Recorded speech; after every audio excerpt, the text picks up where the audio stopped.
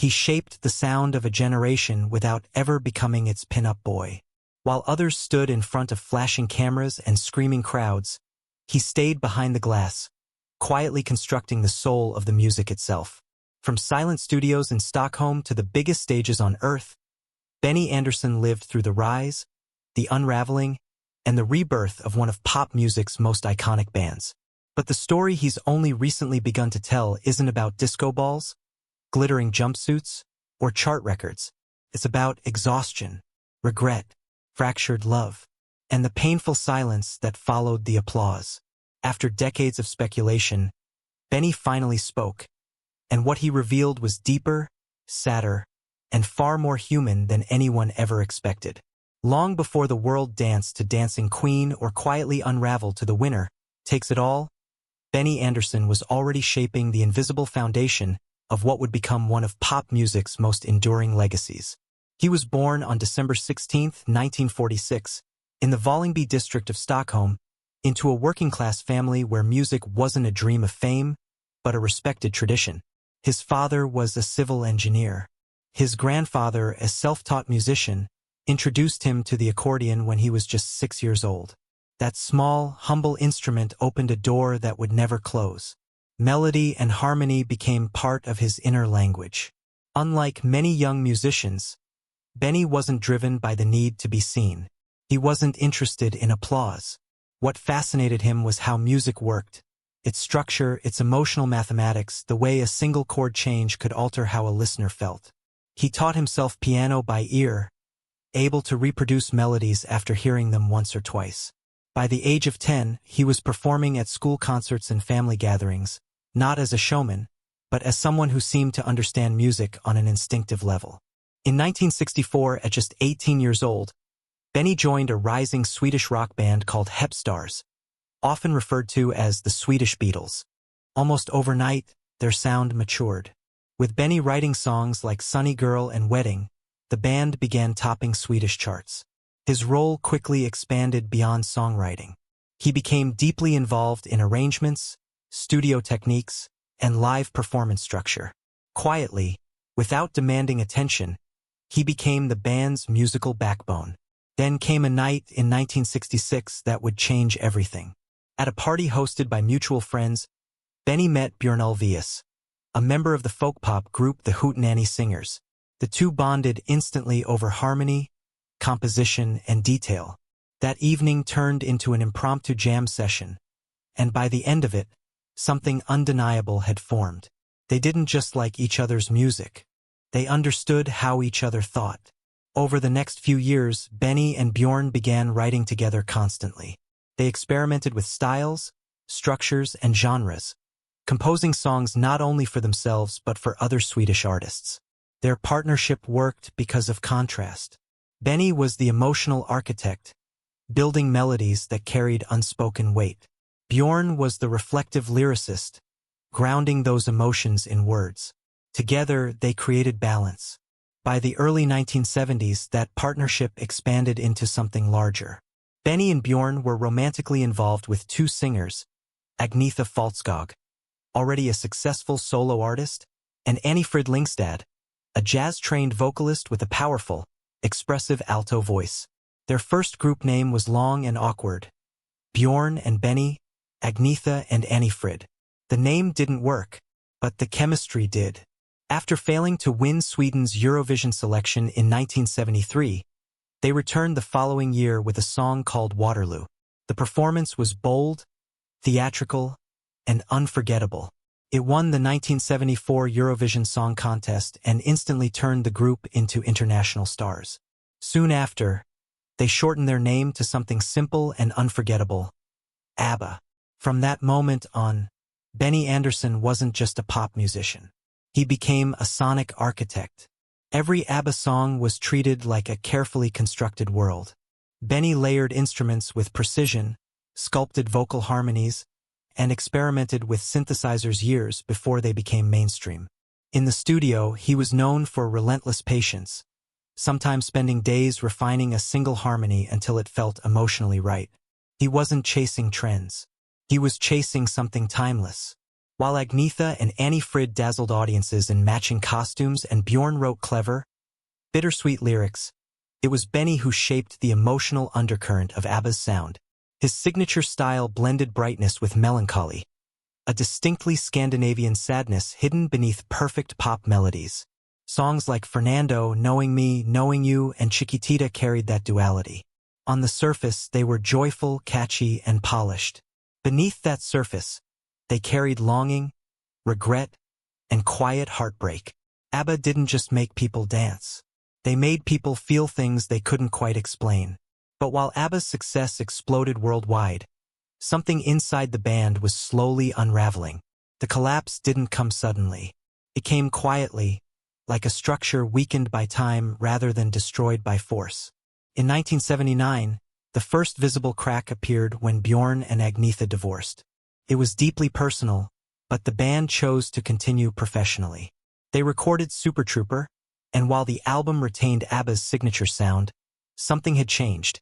The atmosphere was heavier. The joy felt more fragile. Here's a clean, dramatic YouTube-style rewrite of your text. Same story, tighter flow, stronger hooks, smoother narration, and more cinematic pacing. I've kept the tone serious, revealing, and binge-watch friendly, without changing the meaning. 7 Tonight Show guests who showed up high as a kite. The Tonight Show's iconic blue curtain parts. Johnny Carson strides to his mark, delivers his monologue, and settles behind the desk like he's done 1,000 times before. For 30 years, this ritual unfolded with clockwork precision. To America, it was television's most dependable nightly comfort. Calm, polished, predictable. But behind that perfectly oiled machine lurked a far more chaotic reality. One viewers at home almost never saw. Backstage, celebrities waited their turn in wildly unpredictable states of mind. Nervous, wired, altered, sometimes alarmingly so. Johnny had a sixth sense, revealed a former Tonight Show producer who worked closely with Carson throughout the 1970s. The moment a guest walked out, he could tell. Drunk, stoned, coked up, worse, within seconds. According to staff, Carson's eyes would change. Half amused, half oh god, here we go. And while Johnny remained supernaturally cool on camera, the tension behind the scenes could be intense. Production assistants were trained to spot warning signs. Segment producers quietly prepared backup plans. NBC executives often hovered just offstage, ready to intervene. We had code phrases, one former staffer explained. If Johnny touched his tie during the introduction, it meant the guest wasn't fully sober. If he straightened his cue cards twice, that meant we've got a problem. Keep the shots simple. Don't provoke. This could go sideways. These subtle signals were part of an elaborate system built over years, designed to handle a reality viewers would never suspect. Major celebrities arriving at America's most prestigious talk show under significant chemical influence. The 70s were wild, the producer admitted. You had Oscar winners, music legends, literary giants showing up so impaired they could barely remember their own names. Johnny had to make it look normal, while essentially babysitting someone experiencing an entirely different reality. One of the most shocking incidents involved a beloved cultural icon who arrived so obviously under the influence that NBC executives nearly pulled the plug mid-interview, until Carson convinced them the audience believed it was an elaborate comedy bit. Then there was the counterculture hero whose condition was so unmistakable that Carson later joked to his crew, "I think I got a contact high just sitting next to him. Let's order pizza for everyone." Today, we're exposing the most notorious cases of celebrities who appeared on The Tonight Show clearly under the influence, and the remarkable ways Johnny Carson managed these unpredictable, sometimes career-defining moments. But to understand why so many stars relied on what insiders called chemical courage, we first need to step inside the most anxiety-ridden room in television history. The green room, where nerves met substances. The Tonight Show's green room wasn't just a waiting area, it was a pressure cooker. "People don't realize what that room felt like," said a former talent coordinator. Johnny Carson wasn't just an interviewer. A great appearance could make your career overnight. A bad one could haunt you forever. Unlike today's heavily rehearsed talk show appearances, Carson demanded real, unscripted conversation. No safety net, No pre-approved jokes. For many guests, that was terrifying. And fear created the perfect environment for chemical assistance. Alcohol flowed freely from the legendary Green Room bar, approved by Carson himself. Top shelf everything. The unofficial rule was 1 drink was fine, 2 was pushing it. Enforcing that with major stars. Nearly impossible. Beyond alcohol, the era's relaxed attitude toward drugs meant many guests arrived already indulged. Marijuana, cocaine, prescription pills, often in combinations that became obvious once the cameras rolled. You have to remember the context, explained a late-night television historian. This was Studio 54. Rock stars lived like Roman emperors. Cocaine was everywhere, even on Wall Street. The Tonight Show reflected the culture of its time. Carson himself enjoyed a drink but was famously disciplined on air.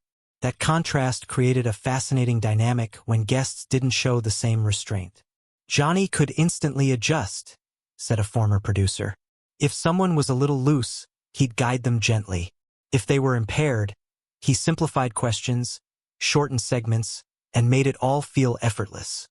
That adaptive brilliance would be tested again and again, starting with a man whose altered state became part of his public identity.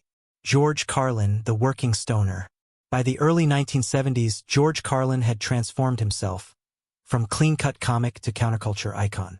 Longer hair, sharper material, a clear embrace of the era's drug culture.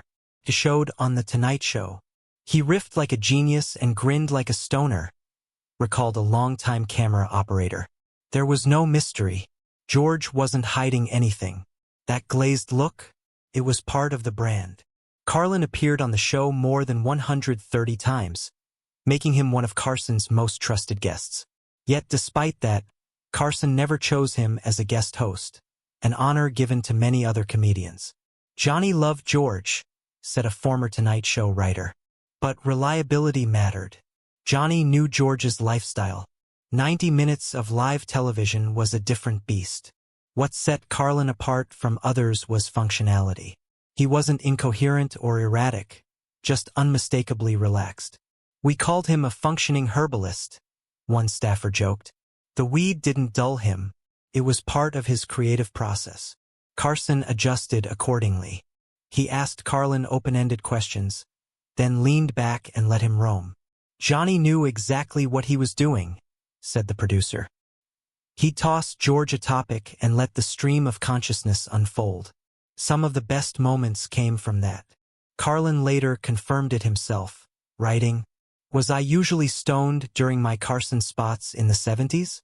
Of course. It was the 70s. I was George Carlin. Do the math." But while Carlin showed how substance use could coexist with professionalism, the next guest revealed how quickly brilliance could spiral into danger. Richard Pryor, comedy on a knife's edge. If Carlin represented controlled enhancement, Richard Pryor embodied volatility. He was hilarious until he went cosmic, recalled a stage manager. Richard could start sharp, brilliant, unstoppable. Then suddenly his eyes would change. He'd drift somewhere else. Pryor's struggles with cocaine were well documented, and his Tonight Show appearances mirrored that trajectory. One 1978 segment began smoothly, then unraveled mid-story into disjointed thoughts and broken focus. The audience laughed nervously, unsure if it was intentional. You could see Johnny go into protect mode, the stage manager said. He redirected, cracked a joke, and cut to commercial like nothing happened. Absolute crisis management. Carson never mocked Pryor's vulnerability. Instead, he shielded him. Johnny admired Richard deeply, said a former NBC executive. He wasn't judgmental, but he was worried. He'd quietly check on him through friends after rough appearances. With Pryor, Carson walked a tightrope, letting genius shine while preventing collapse.